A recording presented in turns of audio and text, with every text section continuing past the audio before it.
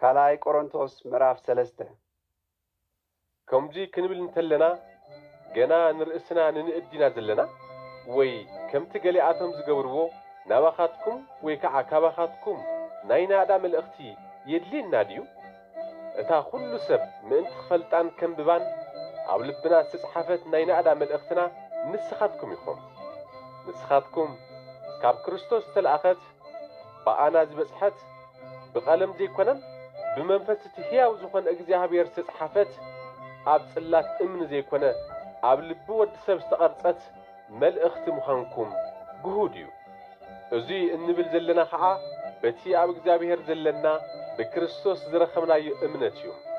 ዝኾነ ነገር ንምግባር ብቕዓት ዝሃበና እግዚኣብሔር እዩ እምበር ካብ በዓልና ዝኾነ ብቕዓት የብልናን።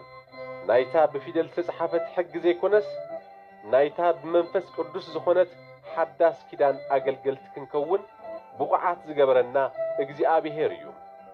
ጽሑፍ ሕጊ ሞት የምጽእ፣ መንፈስ ቅዱስ ግና ሕይወት ይህብ እዩ እሞ። ደቂ እስራኤል ብምኽንያት እቲ ሓላፊ ዝኾነ ክብሪ ገጽ ሙሴ ምጥማት ሰኣኑ።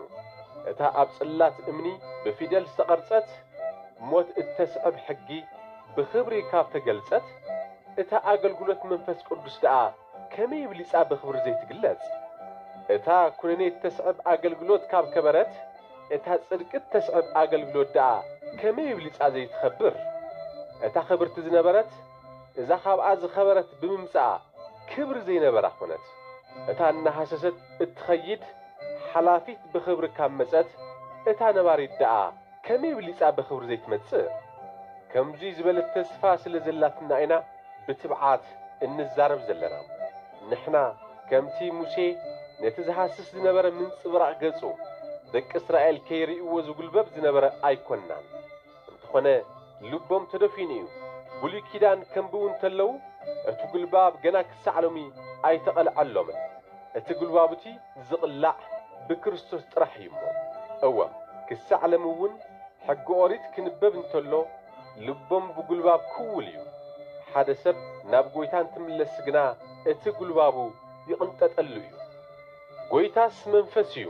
ኣብቲ መንፈስ ጐይታ ዘለዎ ድማ ኣብኡ ሓርነት ኣሎ።